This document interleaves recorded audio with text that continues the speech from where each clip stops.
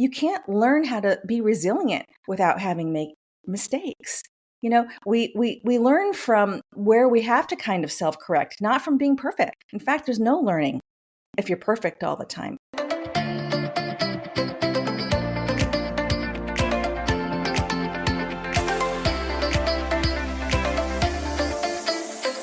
This is By Joyan Season 2. I'm your host, Joyan Chan, and every Wednesday we bring you inspiring stories, powerful message, and fun conversations with me and my special guests and friends, and it's my personal mission to empower you to live and lead a life with joy.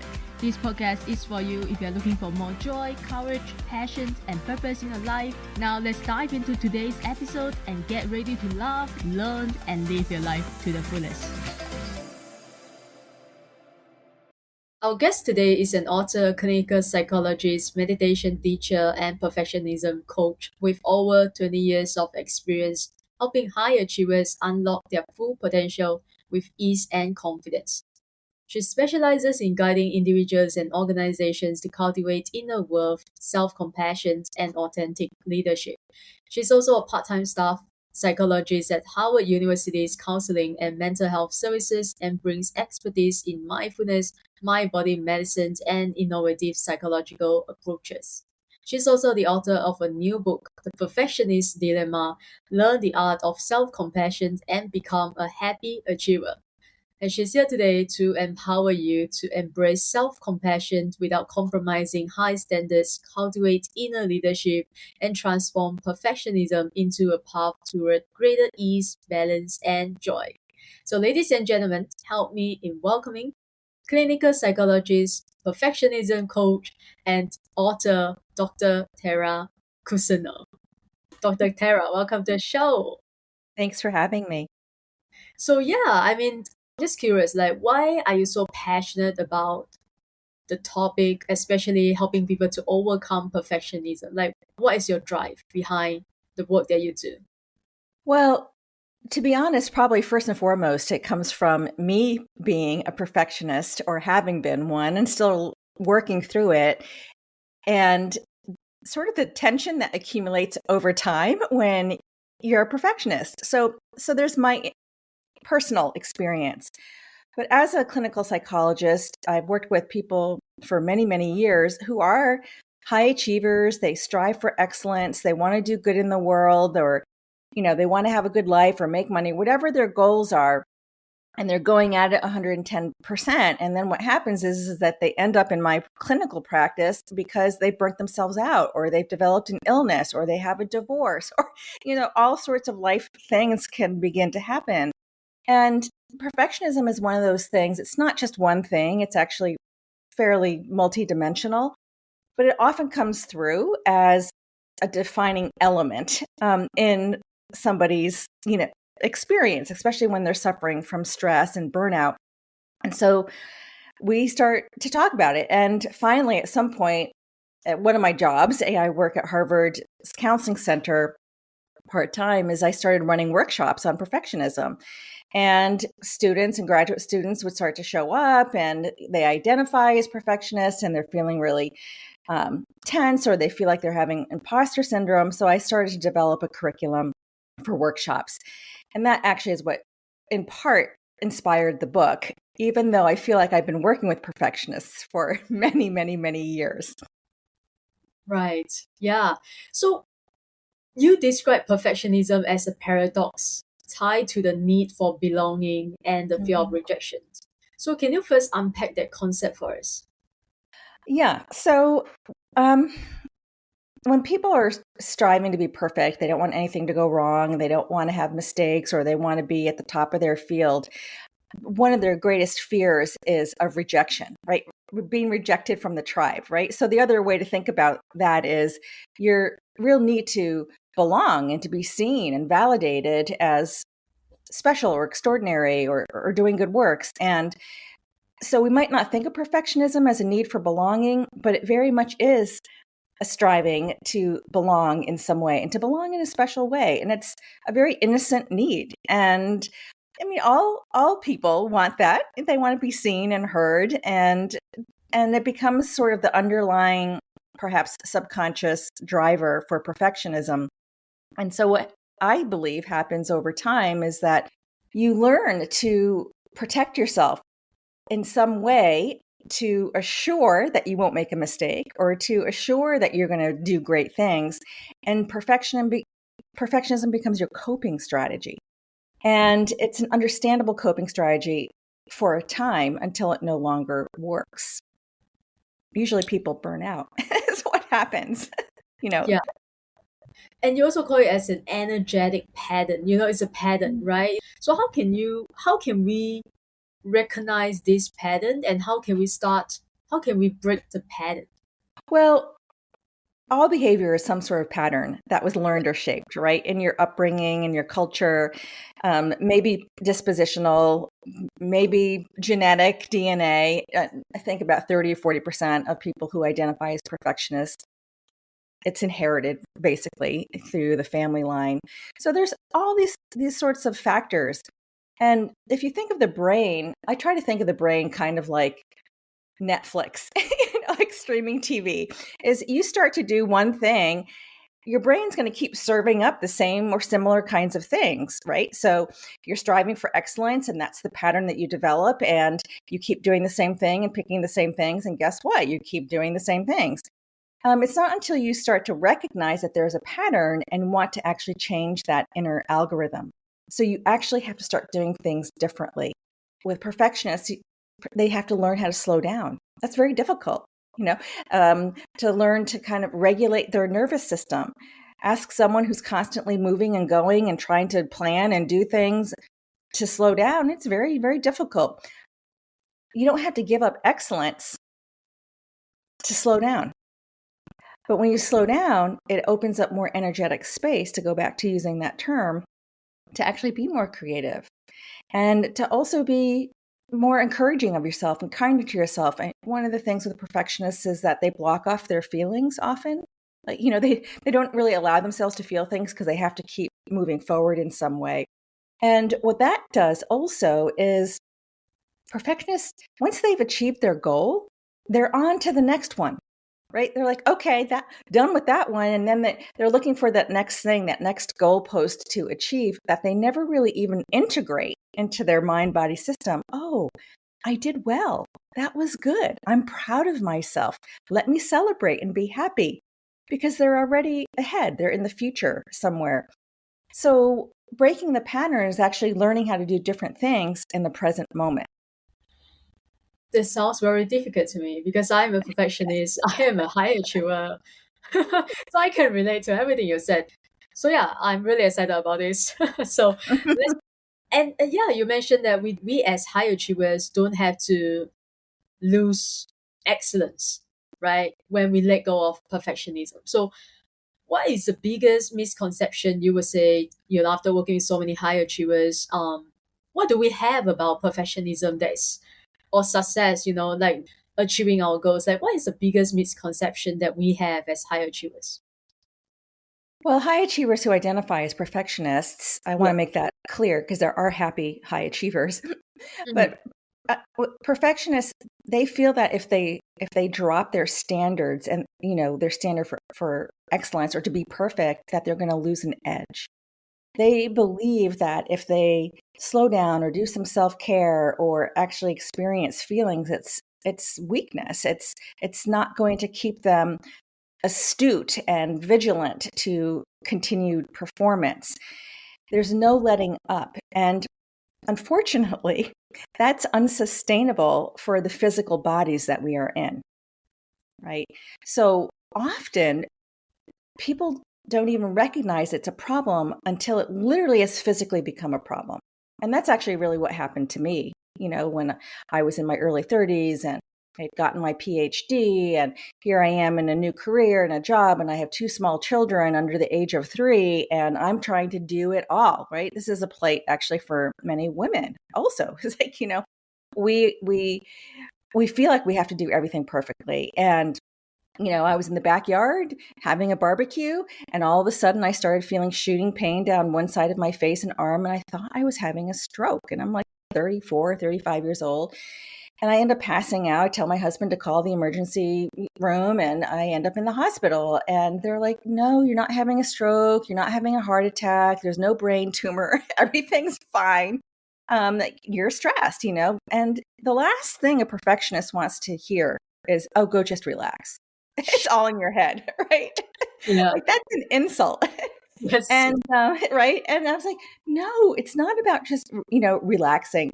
But I continued to have this nerve pain, and it wasn't until I went to a dentist about 6 months later who said, well, your nerve, the nerve that's at sort of at the corner of your jaw by your ear, is compressed. There's pressure there, and that's what's causing the nerve pain. I'm like, oh, so it's not all in my head?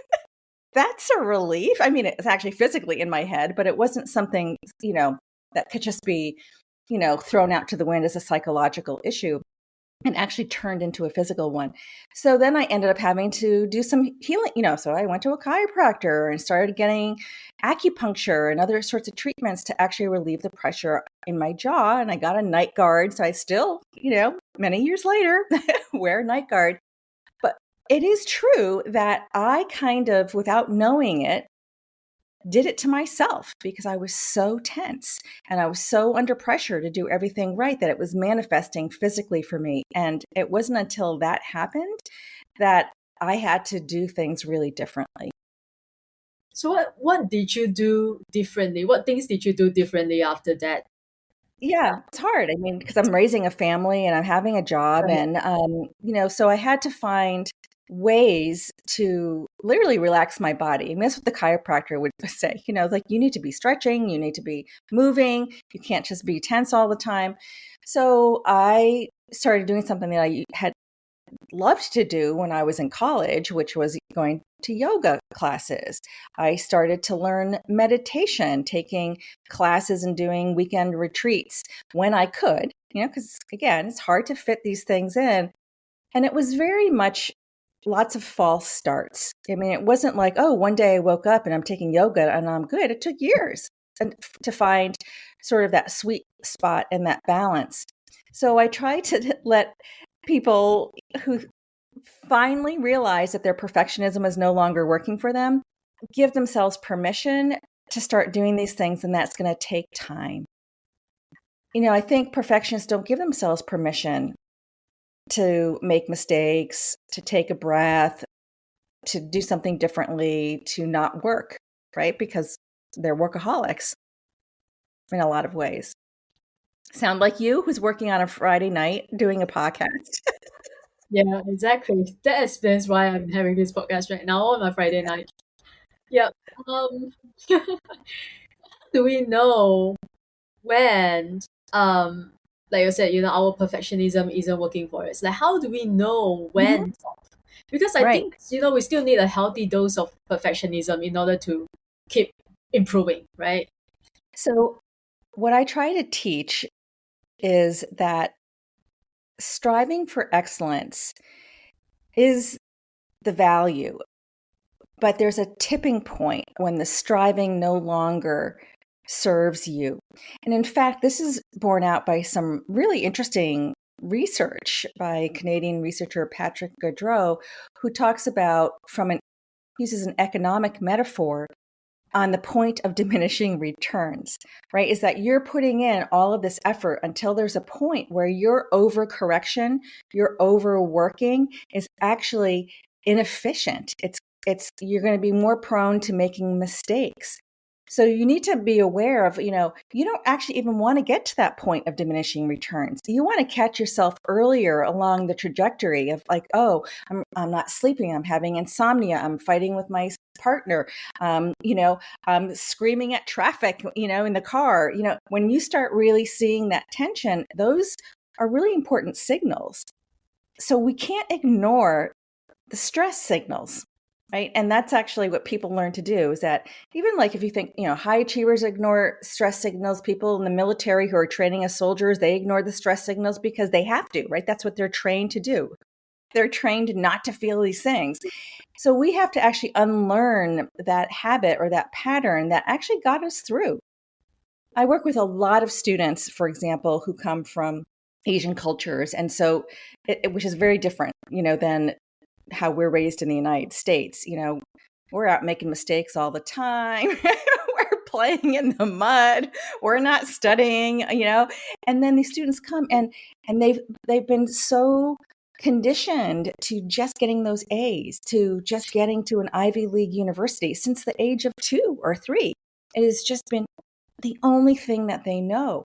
And they burn out. There are students who come already burnt out with all of that striving. And it's almost as if someone just needs to say, hey, it's okay to slow down. It's okay to make a mistake. In fact, you can't learn how to be resilient without having make mistakes. We learn from where we have to kind of self-correct, not from being perfect. In fact, there's no learning if you're perfect all the time. So we have to give ourselves permission to do things in a different way. And it doesn't mean giving up the striving. So maybe to answer your question more directly, when students or clients are saying, and I work with people who are CEOs, they're Hall of Fame sports athletes. I mean, they're in the top, whatever, 1% of their field. And I just say, okay, you need to tune in and say, am I feeling inspired, excited, happy, connected to the meaning of this? Or am I feeling tense and nervous and irritated and, sort of angry? If you're feeling all those negative things, your perfectionism isn't helping you. In fact, it's going to make things worse. So you got to peel it back and kind of stay at that I call it that sweet spot where your energy is flowing, you're feeling a sense of vitality, you're feeling inspired. You know that you might be making some sacrifices, but you're not sacrificing everything. Like relationships, which are the most important things that we have in our life to help us live a long, happy life. So you need to find that spot. But when you're tipping towards that unrelenting tension and those negative feelings and irritation, then that's the cue. That's the signal that's not helping.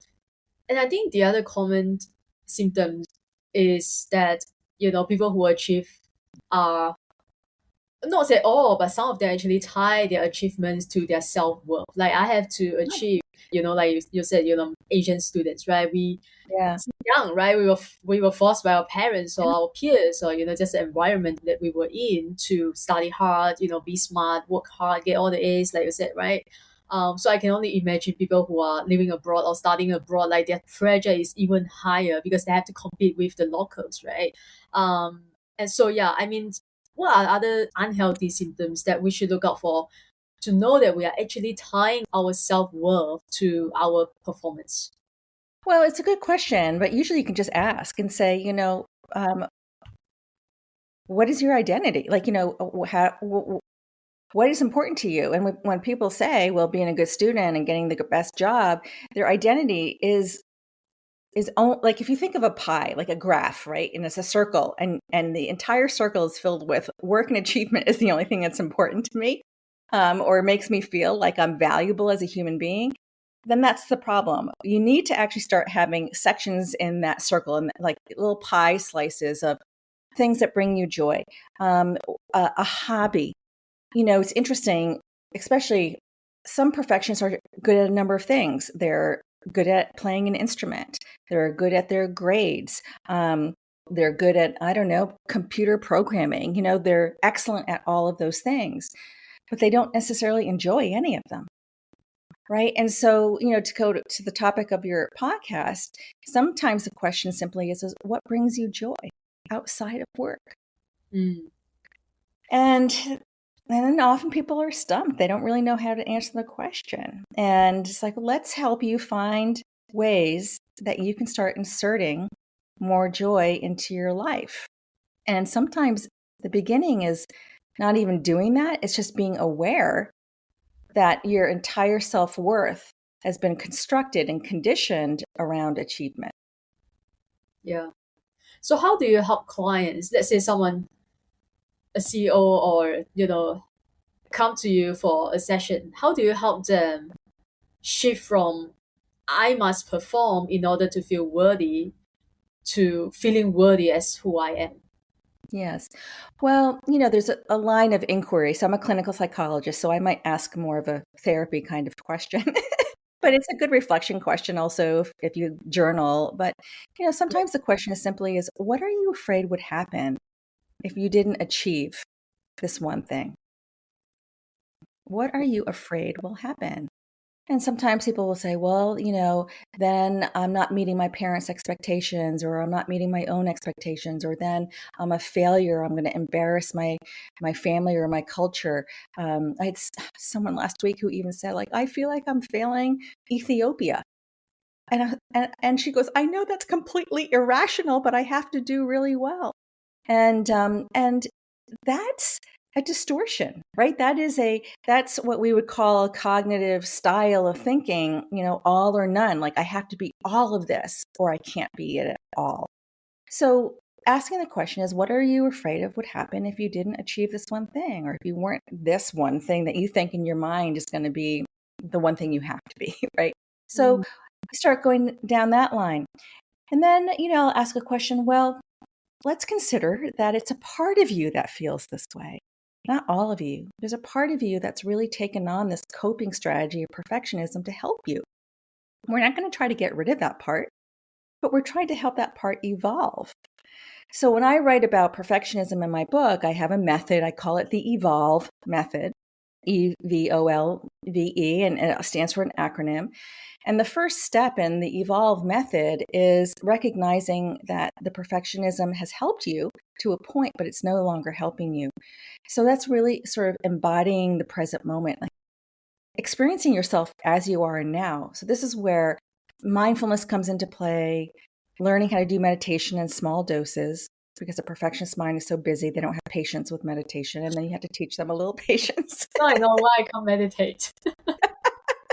And people say, well, I can't meditate. And I'm like, no, your mind's not used to it. Your brain isn't used to it. It's actually doing these little tiny, I call them microdoses of self-compassion. Is, just sit and breathe as you're having your cup of tea in the morning, put your hand on your heart, close, you don't have to close your eyes actually, but, just kind of sit and be with yourself. Just start to tune in, start to kind of feel what your body is doing quite naturally, because you're in your head all the time. It's really kind of dropping into your body. And then the next step, after you're kind of really aware and can really tune in, say, oh, no, I noticed that every time I go, into my boss's office, or when I have to go meet with the professor, I'm butterflies in my stomach and I feel like I'm going to throw up. Like, okay, that's an important stress signal. Let's take a look at that. When your body is having those stress signals, it means that it's in a fight, flight, or freeze mode. What do you think you might be afraid of? Again, going back to that question. Oh, I'll embarrass myself. They'll think I'm stupid.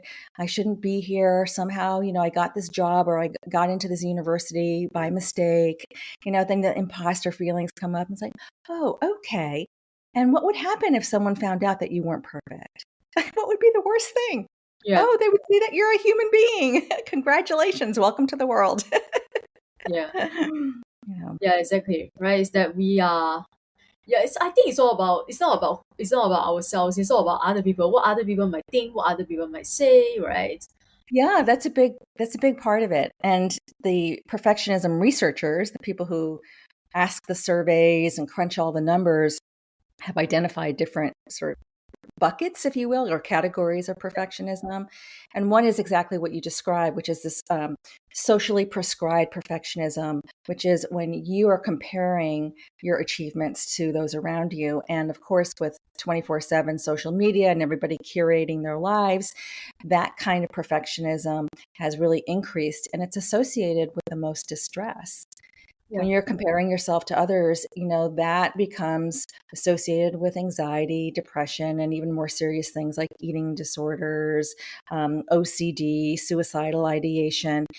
So perfectionism is one of those things that can be tricky. You kind of need to track it.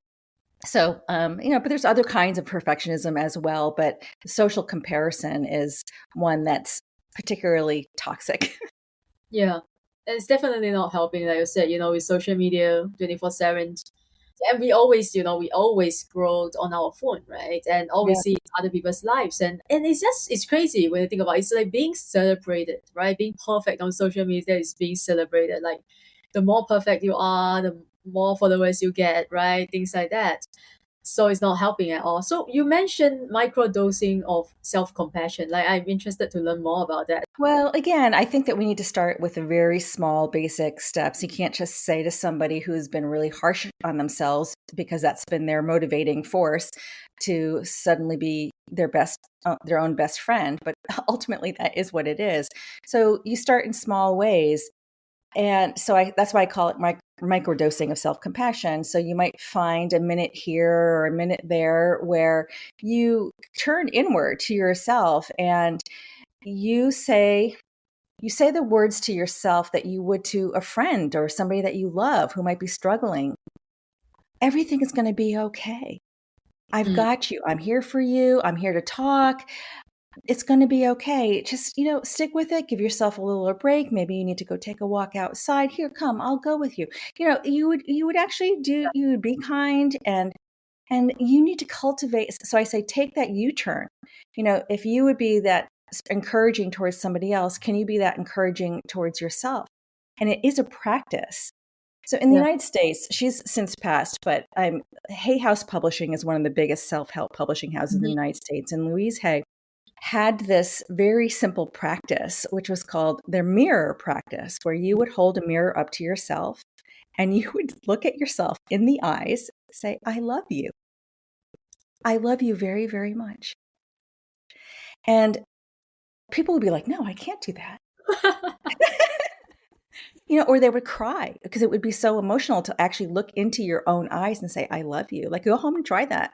If those are the listeners, try that. Take up your little makeup mirror and start practicing that. But it's those kinds of things. There's so much research actually behind this too. So high achievers like the CEO will say, well, how do you know this works? I'm like, well, actually there's about 20 years of research that shows that the practice of self-compassion actually helps people with depression, anxiety, chronic pain, relationships, body image issues. I'm like, we should just bottle up self-compassion and take it every day and we'd all be kinder to ourselves. And if we're kinder to ourselves, we'll be kinder to other people.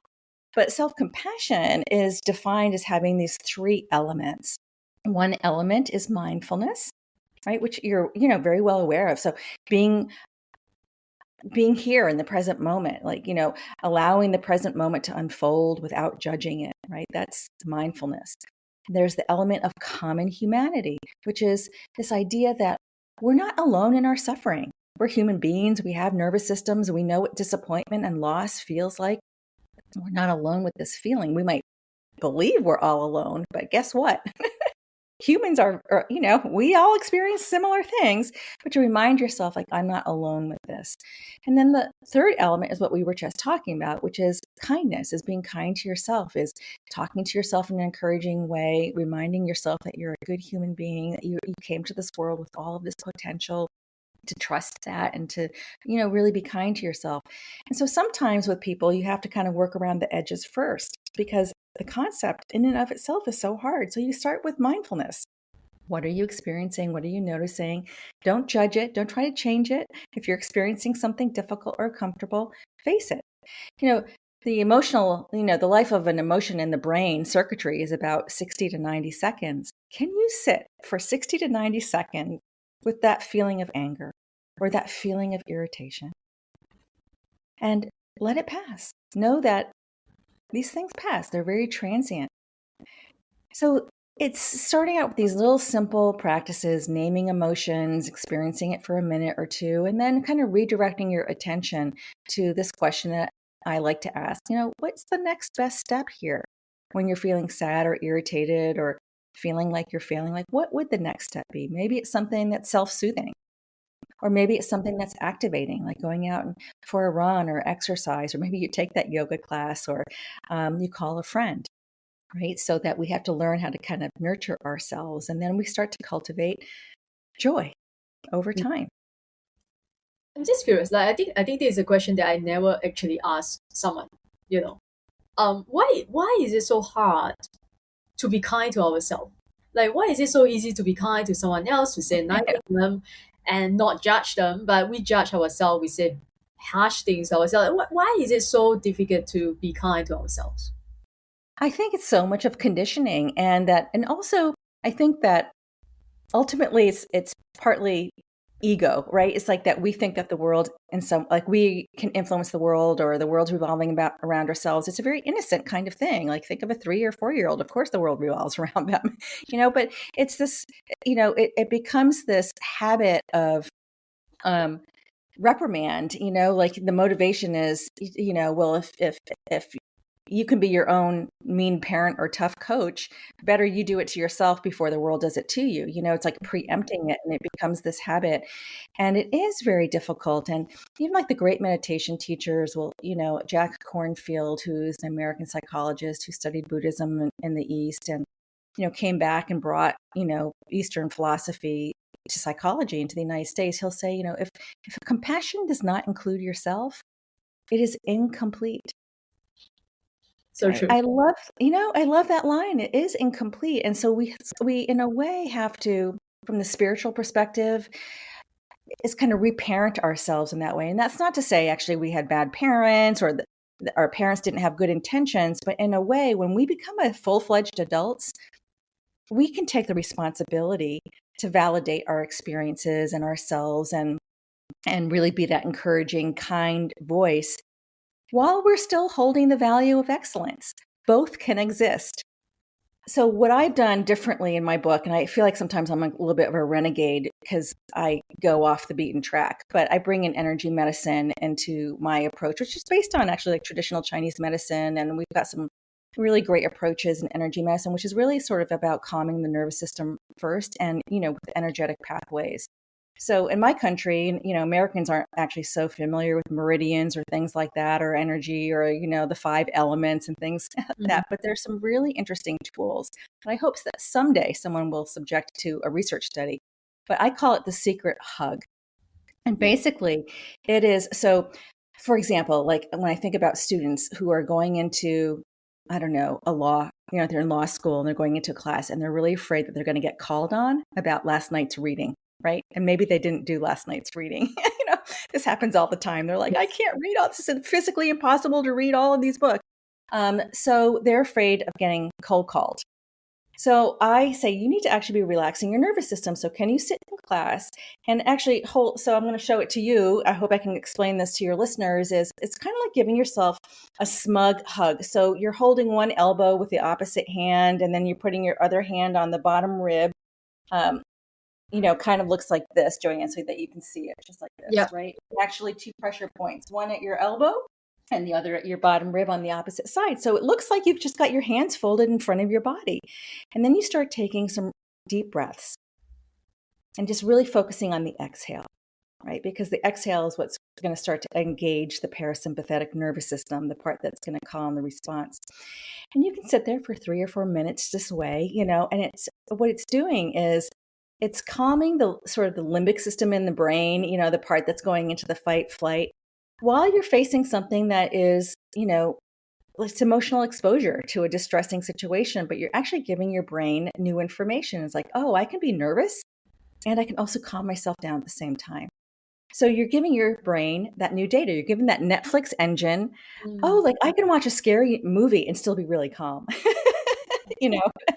Right. So I think that's this, and this gesture in and of itself is a gesture of care, right? It's literally a hug. And another thing that people can do is just put their hands on their, at their neck, at the collarbones. And I always say skin to skin is best, because what happens is after about 60 seconds, you're going to start to feel your hand warm up. Right, this hand on the heart, and then you can breathe slowly and you can silently say to yourself, oh, Tara, things are going to be just fine. Joyan's such a nice podcast interviewer. She's not going to ask you any hard questions. It's going to be okay, right?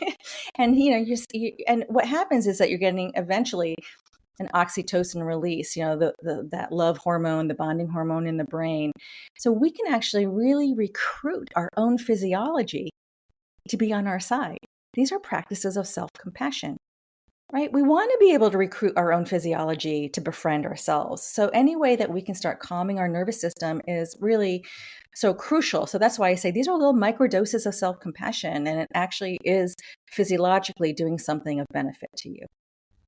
thanks for sharing. I mean, this is new to me. Like I didn't know, having physical contact with ourselves is a form of self-compassion. I didn't know that. Mhm. So thanks for sharing. So what is the hard question that I should have asked and I didn't ask? I What's was the hard question? Yeah. Oh my gosh. Well, I think you asked the hard question already, which is, why are we so unkind to Mhm. ourselves? It is people, I mean, I have had people who have had such achievements in their life and now they're 40 years old, they're 50 years old, even 75, who've had these great careers and jobs, and they come in and they're still so hard on themselves. And they'll literally say things that they would never say out loud to a friend, right? If you actually exposed your mind, you would never say, oh, I feel like a piece of crap, right? Sorry to use, Yeah. that word, but that they're actually saying that to themselves. And you realize how lifelong conditioning that is, with this sort of, harsh self-talk, and that it becomes a practice.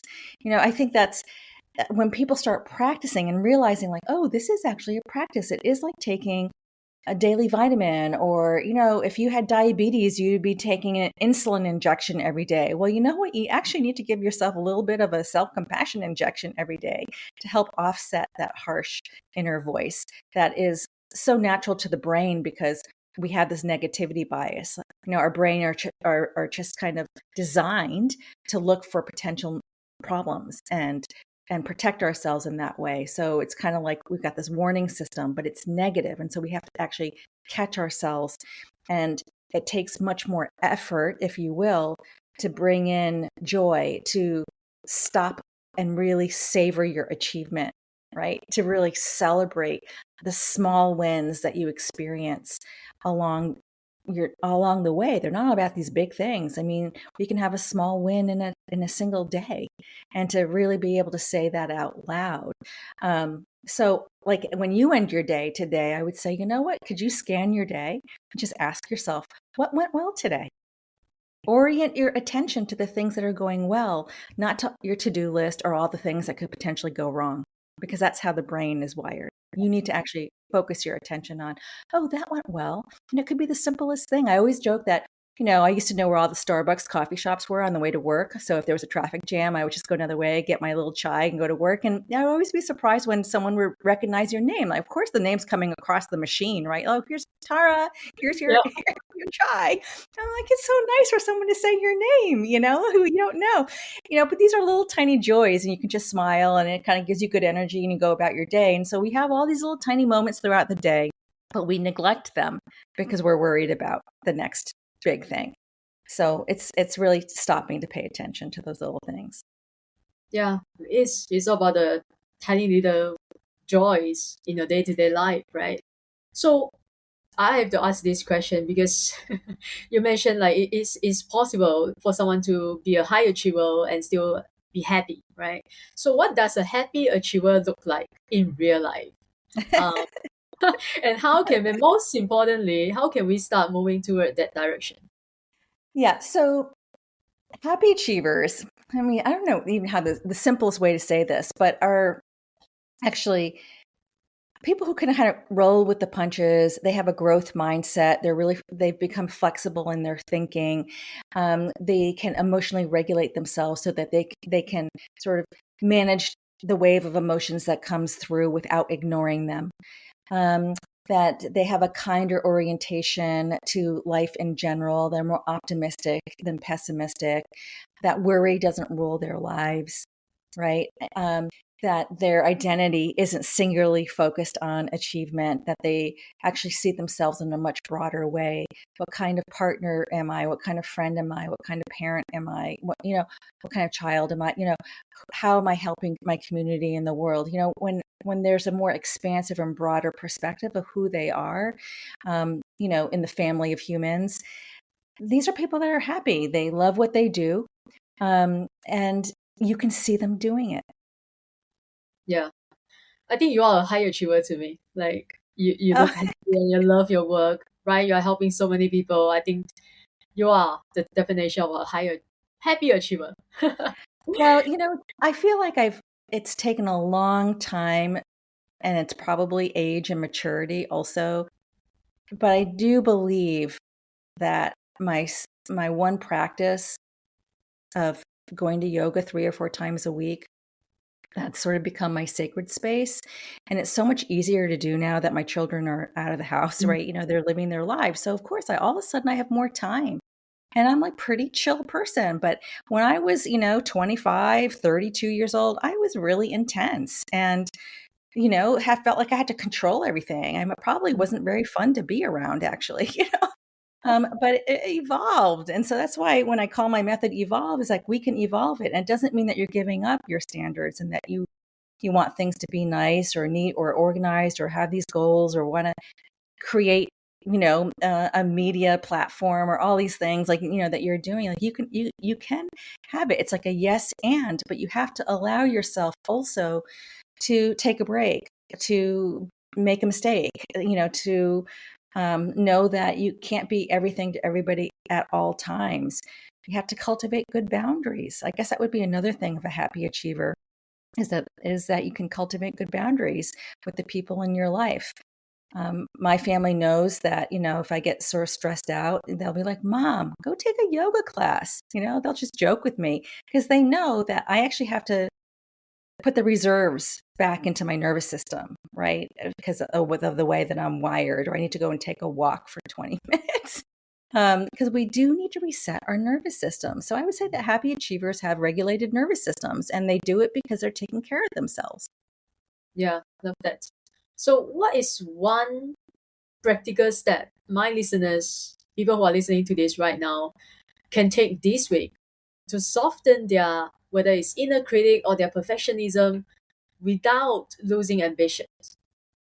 What's one thing that you can do during your sort of work day? Well, this is what I would ask people to do first, is to notice those transition moments in your day, those quiet moments. Like maybe you're on your commute to work, or maybe you're getting a lunch break, or, you're picking your kids up from school. Give yourself that 5 minutes, that 5 or 10 minutes to do something like, um, a self-reflection or breathing, put the hand on the heart, or, find some way that you can kind of shut out all the noise, remind yourself that you're a good human, that you're doing the best that you can. Give yourself that sort of positive, encouraging self-talk that you would give to anybody that you really care about in your life. Like include yourself in your own circle of care, basically. But take that time and breathe. I want people to slow down their nervous systems, just to go a little bit slower than usual, breathe a little bit deeper than is typical, and then insert some sort of mantra or kind phrase to yourself. And it might be as simple as like, everything's going to be okay, or you've got this. Take Mm. time, go slowly, be patient, or do what Louise Hay suggests, is take out your little lipstick mirror, look at the mirror and say, I love you. I love you very, very much.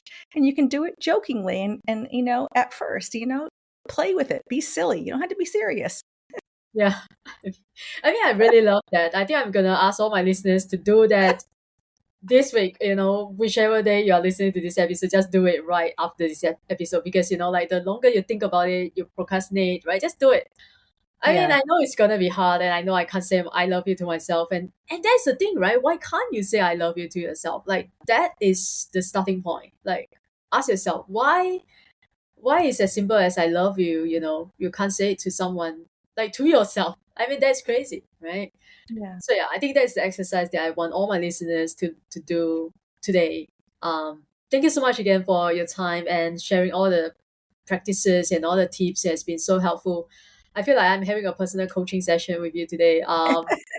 So is there anything else that you really want to share? Perhaps I didn't ask you, didn't let you.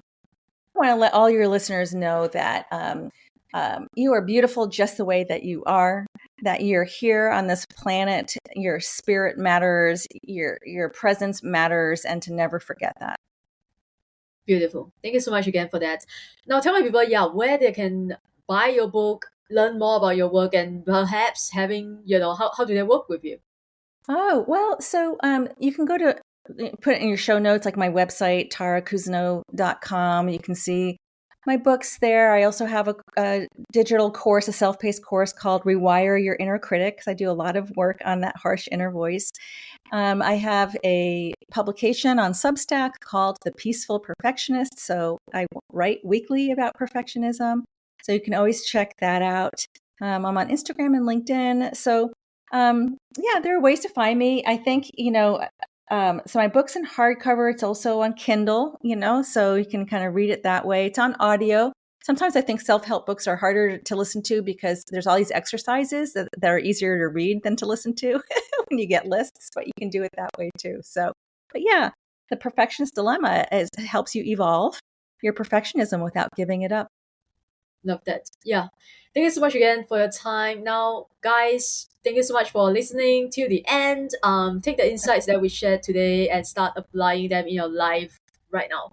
Do the mirror exercise. Like, I'm serious. So, share this episode with someone who might need it, and also, remember, letting go of perfection doesn't mean letting go of your potential. It means freeing yourself to achieve everything that you want to achieve with ease, with joy, and with peace. So thank you so much again for joining, and I will see you again next week. Thanks for listening. I wish you all a joyful and amazing day ahead. Thank you again for tuning into Find Joy Joyan podcast. If you enjoyed today's episode, take a screenshot and share it on your IG story and tag Find Joy Joyan _podcast so I know you are listening. And leave us a positive review on Apple Podcasts if you haven't already done so. And remember to hit the subscribe button whether you are listening on Spotify, iTunes, Amazon Music, or any of your other favorite platforms. If you love what we are doing and want to become one of our sponsors, you can send me a DM to connect. And thanks for being here. I will see you soon in the next episode.